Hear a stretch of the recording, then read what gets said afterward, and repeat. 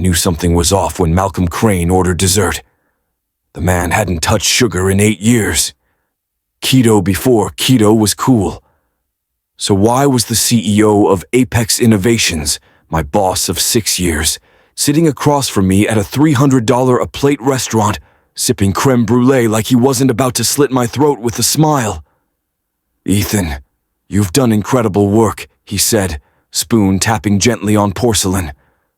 "You turned our most failing division into a market leader. Frankly, we're all amazed."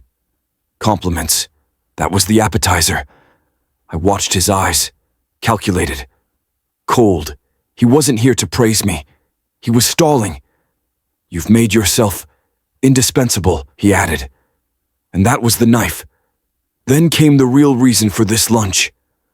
"But as of Monday, we'll be bringing in Owen Hartford to take over your role." The owner's nephew. Fresh out of MBA school with a resume padded thicker than his ego. I stared at Malcolm, stunned. My mind spun. 6 years of blood, sacrifice, sleeping in the office, building this company from a garage startup to a $200 million powerhouse. And just like that, I was done. No warning, no thank you, just fired, over cheesecake. He didn't know it yet, but this lunch would be the last easy meal he'd ever have at my expense. Because I wasn't just walking away. I was about to build something that would make them all wish they had never underestimated me. I still remember the taste of that perfectly grilled salmon.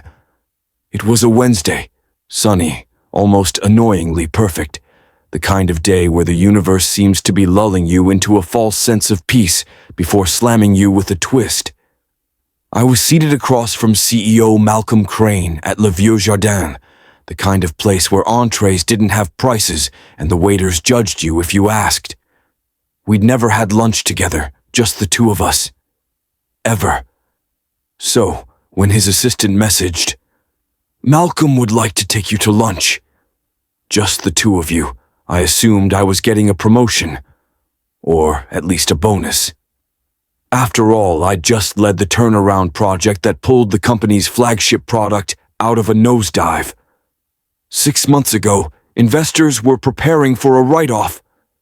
Now, we were back on Forbes' radar. I was proud. I was certain I'd earned this. Instead, as the waiter cleared our plates and poured vintage Cabernet into glasses neither of us would touch, Malcolm leaned forward, gave a tight smile, and said, "You've been an asset, Ethan, but we're going in a different direction. Starting Monday, you'll be stepping aside for someone new. Owen Hartford." I blinked. Owen, the owner's nephew, the kid who tanked his last 2 projects. Malcolm didn't even flinch. "It's out of my hands." I wanted to laugh. I wanted to flip the table. Instead, I just nodded, excused myself to the restroom, and never came back. They thought they were burying me. What they didn't realize was, they just gave me the perfect excuse to build something bigger than they could ever imagine. I left that overpriced restaurant with a bitter taste in my mouth. And not because of the espresso. It was the betrayal, the insult, the fact that Malcolm had looked me in the eye and discarded me like a temporary intern. 6 years of sacrifice, gone in 60 minutes, and a fake smile. But while he thought I'd go quietly, lick my wounds, and maybe beg for a recommendation, I had something else in mind. Revenge, number legacy. Day 1. That night in my tiny apartment overlooking a noisy street in downtown Seattle, I dusted off the notebook I hadn't opened since college, the one labeled, "For when they finally screw me." Inside it, the idea I'd been quietly refining for years. A platform that could disrupt the very industry Apex had grown lazy in. While they were busy protecting market share and schmoozing investors, I'd seen the cracks in the system. Apex was bloated, over-engineered. They'd stopped innovating the moment we hit Series C funding. My vision? Lean, fast, ethical, transparent. A user-first product that made theirs look like a dinosaur. I called it NEXA. I didn't have millions, But I had something better. Clarity, a chip on my shoulder the size of Mount Rainier, and a list of every developer, designer, and client that had ever told me, "If you ever leave Apex, call me." The team assembles. By the end of the week, I'd recruited Jules, my old UX wizard who left Apex after a VP stole her design pitch. Marcus, the best back-end engineer in the building, tired of being underpaid and overlooked. Lena, a ruthless project manager who once ran 3 teams by herself when Apex's Nephew crashed a launch. We met in cafes, libraries, even once in a 24-hour Denny's with half the table covered in sticky syrup. Nexa was born in those chaotic, caffeine-fueled nights. We built fast, fail, fix, improve. No red tape, no office politics, just a shared fire to build something better than the system that threw us out. Meanwhile, back at Apex, I didn't need to spy to know what was happening behind those glossy office windows. Owen Hartford was in over his head. I'd left behind half-built product pipelines, custom API integrations I never documented on purpose, and client relationships nurtured over years that now sat ignored. It was only a matter of time before the cracks turned into craters, and when they did, I'd be ready. The countdown was ticking, and I could feel the weight of it in my chest. Every second, every decision was a step closer to the edge of everything I had left to lose. But I wasn't afraid. If anything, I was alive in a way I hadn't been in years. After weeks of sleepless nights and constant iterations, Nexa was ready. The platform was sleek, intuitive, and exactly what Apex's bloated, outdated system could never be.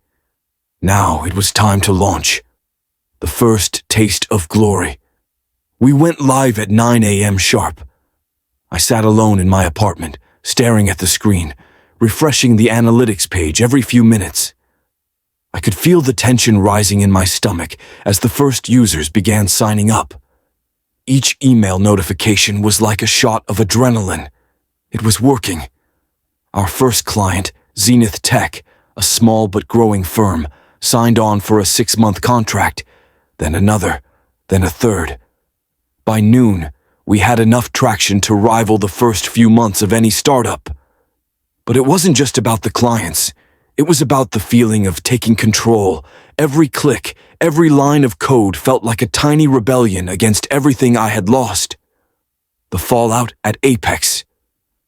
Meanwhile, back at Apex, the first whispers of trouble started to surface. By 2 p.m., Malcolm's assistant called me. I didn't pick up. He called again. I still didn't answer. But the third time, I knew it was time to pick up. "Malcolm wants to see you. In his office. Now." I hung up. They were panicking. The encounter. An old familiar face. The next morning, I walked through the polished halls of Apex's headquarters. My old office felt like a lifetime ago. The scent of fresh coffee in the break room felt strangely nostalgic, yet foreign. Malcolm was waiting for me, his arms folded behind his desk. His eyes, the once welcoming ones, now glinted with irritation. "You're causing us trouble, Ethan." I took a slow breath. Trouble? Or am I just doing what I said I would, building something that works? Malcolm narrowed his eyes, his voice ice cold. "You know what's happening, don't you? We've lost 3 major clients today. And the board? They're looking for someone to blame." I smiled, feeling the victory bubble up inside me. "Well, Malcolm, if I were you, I'd start looking at the guy who's been in charge of everything for the last 6 years. You might find that the cracks you ignored are now wide-open chasms." Rising tension, by the time the weekend came, Nexa was officially a success. Our user base had doubled. We'd signed 2 more large clients. Investors were calling me for meetings, and they weren't just small fish. Apex, on the other hand, was struggling to hold its ground. My contacts inside the company began sending me screenshots of internal meetings. What happened to our last product demo? Why is it a disaster? How can we possibly compete with Ethan's new platform? It was clear they hadn't just lost their edge, they'd lost me. And in doing so, they'd lost the heart and soul of the company. But the best part, I wasn't done yet. The first real battle. Then came the call. I was sitting in my new minimalist office when my phone buzzed. It was Owen Hartford. The kid had barely spoken 2 words to me at Apex, and now he was calling me directly. I answered, "Ethan, you think you've won? This is just the beginning. The board wants a full report on Nexa's performance, and they're coming for you." I could hear the smugness in his voice. He thought the fight was over, but he had no idea who he was dealing with. "Owen, let me remind you, this isn't a fight. This is me taking back what's mine." I ended the call, leaning back in my chair with a grin. The game had just begun. The thing about success is that it draws attention. And when you're up against a titan like Apex, that attention isn't always good. As Nexa's user base continued to expand, the noise from Apex grew louder. Emails poured in from clients, asking why their accounts were suddenly down or why their software had unexpected updates. It didn't take long for me to figure out what was happening. Apex had gone on the offensive. Apex strikes back. It started with small sabotage, fake support tickets, impersonating our customer service, and tampering with reviews on tech forums. But when one of our key partners, Genix Solutions, announced they were reevaluating their contract with Nexa, I knew the gloves were off. I called Jules and Marcus into a meeting. The last thing I wanted was to start playing dirty, but we had no choice. If we were going to survive this, we needed to hit back, and hit hard. "We need to show them that we're not just some fluke startup," I said, pacing the room. "We need to go public, get some traction in front of people who matter." The team immediately got to work on what I called the counter-offensive. We launched a media campaign that highlighted not just our success, but the glaring flaws in Apex's latest product release. We got top tech bloggers to talk about the failed demos, the outdated code, and the crumbling facade of Apex's leadership. The first big win. It didn't take long before our counterpunch hit its mark. A major publication, Tech Horizon, published an article titled, "How Apex's Legacy is Holding Back the Future, and Nexa is Leading the Charge." That article alone drove hundreds of signups to Nexa. Our user base grew by 20% in just 48 hours. But it wasn't just about the new clients, it was the validation. We were no longer the underdog. We were the disruptor, the challenger. And Apex? They were officially on the defensive. Malcolm's desperation. By the following week, Malcolm Crane had reached out to me personally. I hadn't heard from him in weeks, not since the lunch where he'd fired me. "Ethan, we need to talk," he said over the phone, his voice strained. "The board's panicking. You're making us look bad. We're willing to offer you a settlement to end this war." I laughed bitterly. "A settlement? You didn't even have the decency to offer me a job when you kicked me to the curb. What's changed now?" "I'm asking you to make this stop, Ethan. We both know you've got the upper hand, but destroying us won't make you a winner." I paused, weighing my options. Sure, I could crush them. I could buy up all their shares and kick Malcolm out of his own company. But there was something more satisfying than that. The ultimate revenge was letting them fall on their own. And that's exactly what I intended to do. "Malcolm, this isn't personal," I said.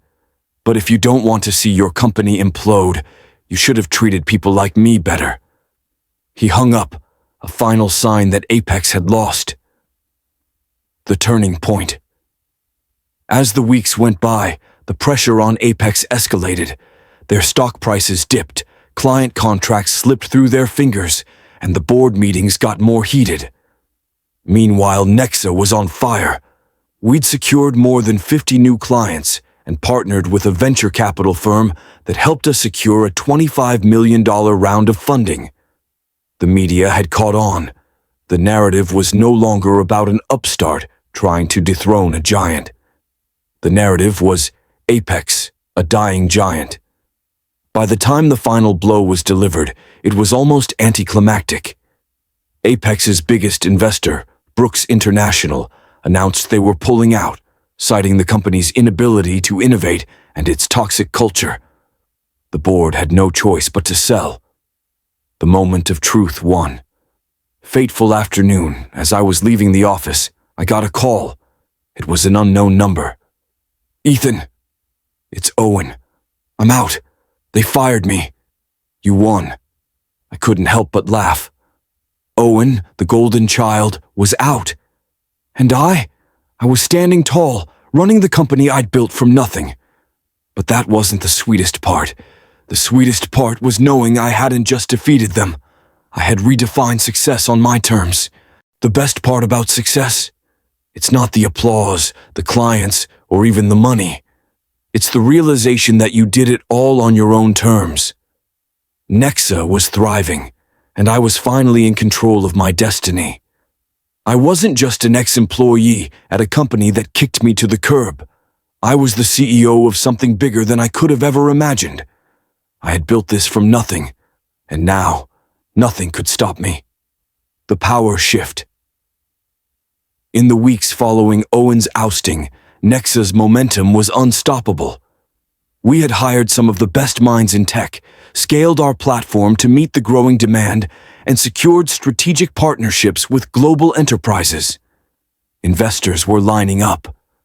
And in the background, Apex was crumbling, piece by piece. Their stock plummeted another 15% after Brooks International's exit. Their board was fractured, fighting over who would take control of the sinking ship. Malcolm. He was nowhere to be found. Owen. As much as he'd once tried to claw his way to the top, he'd been thrown aside like an afterthought. As Nexa grew, Apex's future became more uncertain.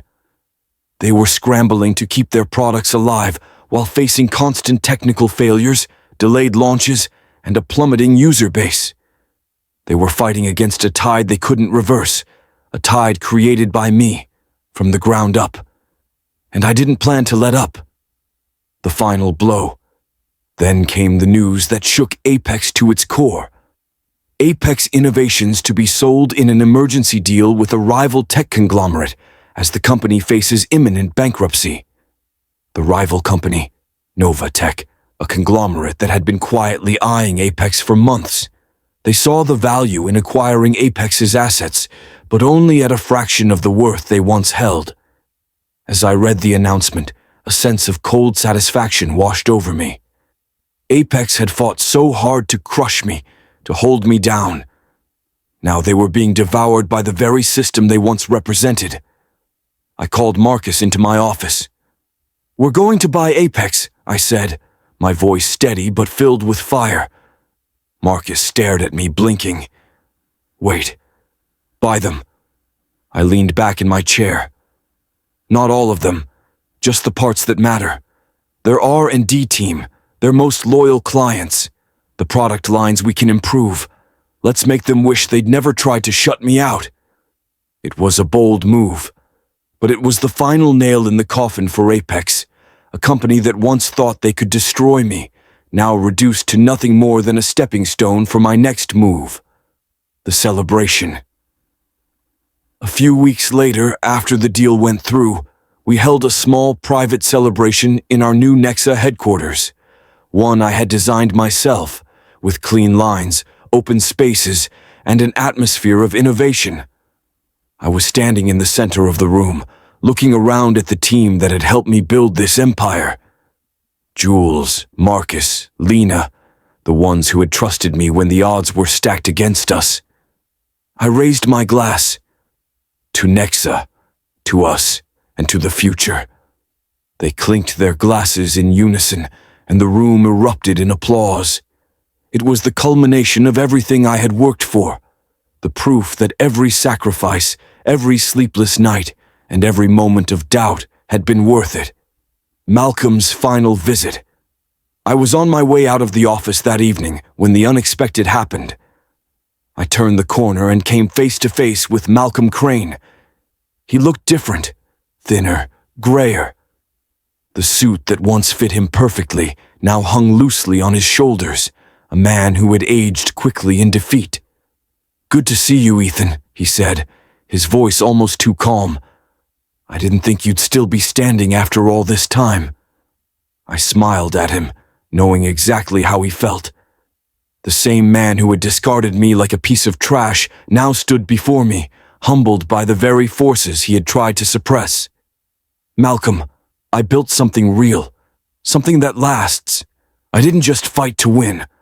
I fought to make sure I could look at myself in the mirror every day and say I did it the right way. Can you say that?" He didn't answer right away. Instead, he shifted uncomfortably. Finally, he spoke. "You were always too good for that company. I should have seen it earlier." I nodded, but my mind wasn't on him. It was on the future I had created, one where I would never be the one thrown away again. "Take care, Malcolm. I hope you figure things out." And with that, I turned and walked away. The ultimate victory months passed, and Nexa only continued to grow. We expanded globally, launching new products, partnering with massive corporations, and attracting more clients than I ever thought possible. The vision that started in a tiny apartment had become a reality, a force in the tech world. But more than that, I had become the kind of leader I never thought I'd be. I wasn't just a CEO, I was a visionary, someone who had taken nothing and turned it into something far bigger than myself. And Apex? It was gone. A footnote in the history of a world that had moved on. When you reach the top, you often find yourself standing alone, looking back at the long road you've traveled. It's easy to forget the struggle, the sleepless nights, and the people who doubted you along the way. But there comes a moment when you realize something important. The climb wasn't just for you. It was for everyone who believed in you, and it was for the future you're creating. A quiet reflection. It was late one evening, weeks after Nexa's expansion had gone global, when I found myself sitting in my office, staring out the large window that overlooked the city. The skyline shimmered in the distance, a reminder of how far I had come. I had just finished a conference call with international partners who were eager to integrate Nexa into their systems, and while the excitement was palpable, I felt a strange sense of peace. The phone buzzed on my desk, breaking my thoughts. It was a message from Jules. "Dinner at 7. We're celebrating the launch in Europe." I smiled and typed back, "Wouldn't miss it." The team had become more than just colleagues. They were my family now. We'd fought for this, together. The people who built it. I walked down the hallway, past the rows of employees working tirelessly, all focused on building the next stage of Nexa's evolution. As I passed, I thought about the ones who had been there from the beginning. Marcus, who had stood by my side even when things seemed impossible, and Lena, who had brought a spark of creativity that changed the way we approached design. And of course, Jules, whose technical brilliance had taken Nexa from a dream to a scalable platform that was now in use by companies across the globe. The company wasn't just my vision, it was their collective effort. We had created something that would change the landscape of technology. And yet, the true value wasn't in the product itself, but in the people who had made it a reality. The next step. Later that evening, as I stood in the conference room, raising a glass with my team, I realized there was still so much more to do. The world of tech was ever evolving, and Nexa had only scratched the surface. I had built a company that could stand the test of time, but now it was time to think about the next phase. Impact. I had always wanted to build something that could change lives, that could make the world a better place. But I had never realized how much power technology held in shaping our future. It wasn't just about competition with Apex anymore. It was about leveraging the resources we had to solve real-world problems. And so, as the celebrations wound down and I found myself back in my office that night, a new idea began to form. Nexa had the potential to do so much more than just power businesses. It could help communities. It could provide solutions to environmental issues, empower marginalized groups, and revolutionize the way we interacted with the world. Giving back. In the months that followed, I began to shift Nexa's focus. We created a new arm of the company dedicated to social good. Nexa Labs became a place where we partnered with NGOs and organizations tackling global challenges, from climate change to education. We started developing technologies that didn't just profit, but benefited the world. The more I worked on these initiatives, the more I realized how much I wanted to leave a legacy beyond just being a successful entrepreneur. I wanted to be known for something bigger than the company I'd built. I wanted to be remembered for the positive impact I'd had on the world, for the opportunities I'd created for others, and for how I used technology as a tool to solve real problems. A new generation. As Nexa grew, so did my understanding of what it meant to be a leader. It wasn't about being the loudest voice in the room or the one with all the answers. It was about being the one who could bring out the best in others, who could inspire them to achieve greatness even when they didn't believe they were capable. I started mentoring young entrepreneurs, taking them under my wing just as I had once been helped. I saw myself in them, the hunger, the ambition, the fire to prove everyone wrong. In a way, it felt like I was paying forward the opportunities I had been given. I wanted to see the next generation of innovators thrive. If I had made it, so could they. The legacy I wanted. One evening, as I stood on the rooftop of Nexa's headquarters, the city lights flickering below, I thought about everything I had been through, the battles, the betrayals, the victories. I had fought to build something from the ground up. But more than that, I had fought to become something, a leader who had the power to make a difference. Now looking at the world below, I knew that my legacy wouldn't just be in the products we created or the profits we made. It would be in the lives we touched, the people we empowered, and the challenges we overcame. I wasn't just the guy who took down Apex. I was someone who had turned adversity into opportunity, who had transformed his pain into purpose. The final chapter. As the years passed, Nexa continued to thrive. We expanded our philanthropic efforts, became a global leader in tech, and reached heights I'd only dreamed of. But as I sat in my office one last time, staring out at the horizon, I knew that my journey had come full circle. I had done what I set out to do. I had built something that would last, not just for me, but for the generations that would follow. The road had been long, the battle had been hard, but in the end, I had won, not just in business, but in life. And that, my friends, was the legacy I'd leave behind.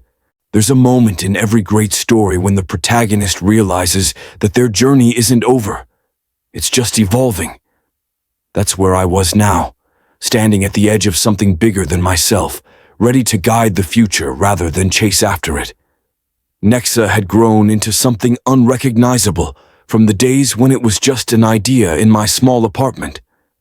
It had become a symbol of resilience, innovation, and the power of perseverance. But as much as I had built it, I knew that it couldn't last forever. The world was constantly changing, and the next wave of technology was already rising on the horizon. I wasn't going to be the one to ride that wave. I was going to teach others to ride it. A new chapter. It started with a phone call. I was sitting in my office, reviewing the latest report on Nexa's growth, when my assistant, Hannah, knocked gently on the door. "Ethan, you've got someone on the line. They're insistent." I sighed. "Put them through." A moment later, a familiar voice came through the speaker. It was Jules. "We've been talking," she said, her voice filled with excitement. "It's time. I think it's time to take the company to the next level, but we can't do it without you." I sat back in my chair, my mind racing. What are you talking about, Jules? I'm talking about the future. We've done everything we could with Nexa. But now, it's time for the next phase. And I think it's time for you to step back and let us run with it. You've built something incredible. But now, it's about empowering the next generation. Her words hit me like a jolt of lightning.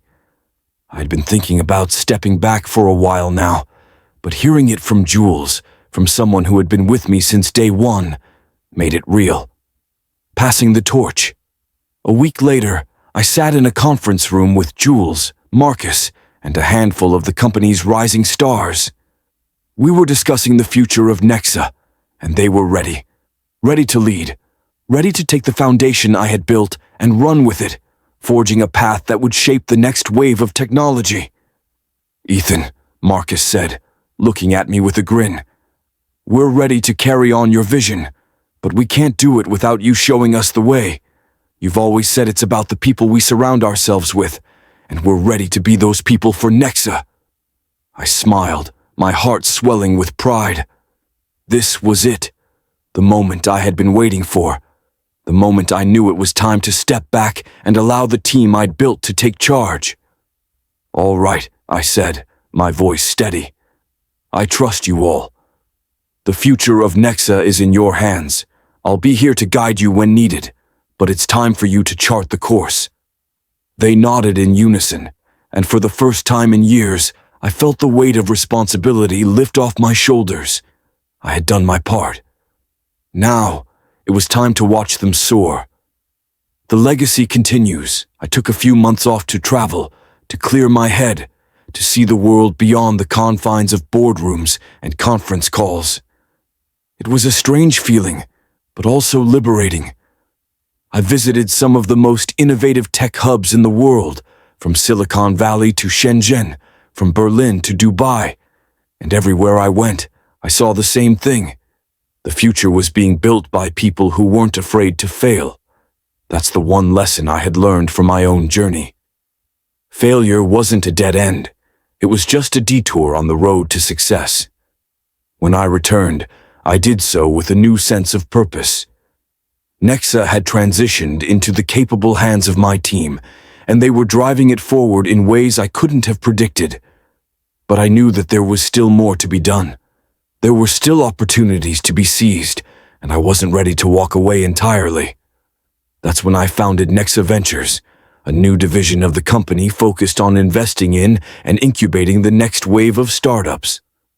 I wasn't interested in just creating a company that would make money. I wanted to build a platform that would foster innovation and empower entrepreneurs to reach their full potential. The power of mentorship. I spent more time mentoring young entrepreneurs, not just giving them advice, but teaching them to think for themselves, to see the world not as it was, but as it could be. I saw in them the same hunger I once had, and I poured everything I had into helping them succeed. It was in those moments, working with the next generation of innovators, that I realized just how much my perspective had changed. I wasn't the one driving the car anymore. I was the one helping others get behind the wheel. A new vision. As the years passed, Nexa continued to grow and evolve, expanding into new industries, solving global problems, and becoming a true force for good. But the impact that I had hoped to make, the change I wanted to see in the world, wasn't just about the company. It was about the people whose lives were touched by the work we did. And as I watched my team thrive, as I mentored a new generation of leaders, I realized that the real legacy I was leaving behind wasn't the empire I built. It was the people who were carrying it forward, shaping the future in ways I never could have imagined. The future, as it turns out, is never really about one person. It's about the collective effort of those who dare to dream, who dare to act, and who refuse to give up in the face of adversity. And in that, I had found my true calling. To inspire, to mentor, and to watch as the world changed, not just because of the work I did, but because of the work we did together. Final chapter. Reflections. Years have a way of blurring the edges of memory, The sharp pain of the past fades, replaced by a soft haze of what was once so vivid. But for Ethan, as he sat on the porch of his quiet home overlooking the calm countryside, time seemed to stretch out before him in a peaceful stillness. The storm of ambition had passed, and now, at the end of his journey, he had a rare gift: peace. It was a far cry from the man who had once lived in the chaos of boardrooms and late-night strategy sessions, always driven by the next challenge, the next hurdle to overcome. Back then, success was his single-minded obsession, and the idea of slowing down seemed foreign. But as the sun dipped below the horizon, Ethan realized that he had reached a place where he could simply be. Looking back, Ethan's life had been a story of relentless pursuit, of climbing, of fighting, of rising from nothing. He had started from the bottom, a soldier with no wealth, no status, and certainly no expectation of a fortune. But through sheer determination and a refusal to accept defeat, he had built something that not only changed his own life, but the lives of countless others. He had fought for everything. He fought for Nexa, which became not just a tech company, but a force for innovation, impacting industries and transforming the way the world did business. He had fought for his team, investing his time, energy, and faith into people who believed in the same dream. And perhaps most importantly, he had fought for himself, the man who had been betrayed, who had lost everything, but who rebuilt from the ground up with nothing but grit and an unwavering belief in what was possible. But now, those battles felt like distant memories. He had long since stepped away from the grind, entrusting the day-to-day operations of Nexa to the capable hands of Jules, Marcus, and the new generation of leaders. They had taken Nexa to heights he had never imagined, and Ethan couldn't help but feel a profound sense of pride. His legacy, in their hands, was in good shape. A life beyond business. Looking back, Ethan saw that his greatest achievement wasn't the company he had built or the empire he had created. It was the relationships he had forged along the way, the people who had stood by him, the mentors who had guided him, and the countless young entrepreneurs he had helped find their footing. He had not only transformed industries, he had transformed lives. His final days at Nexa were spent in quiet satisfaction. He made sure that everything was set up for the next generation to take over seamlessly.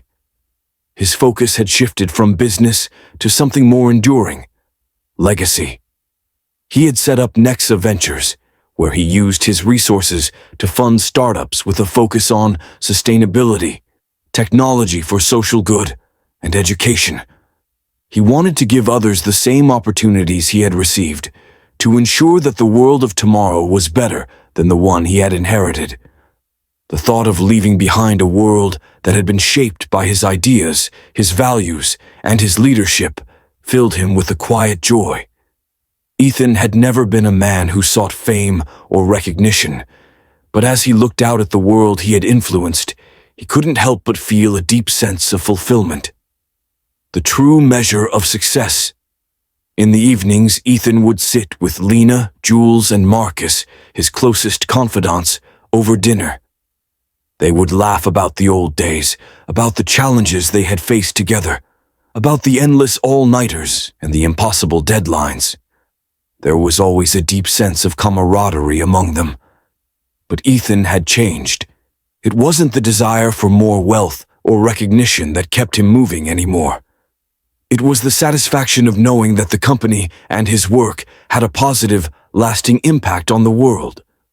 When people asked him what he considered his greatest success, Ethan always answered the same way. It's not the numbers, it's not the awards, it's the people I've helped along the way and the lives we've changed together. A peaceful conclusion. As the years passed, Ethan spent more time with his family. The quiet moments, the small joys, had become his greatest source of happiness. He'd always been driven by ambition, but now he realized that true peace came from within, not from external accomplishments, but from the way he had lived his life. On a warm summer evening, He stood on the porch with his daughter, Ella, watching the fireflies flicker in the cool air. She was the one thing he had always kept separate from the world of business, the one piece of his life he had kept purely for himself.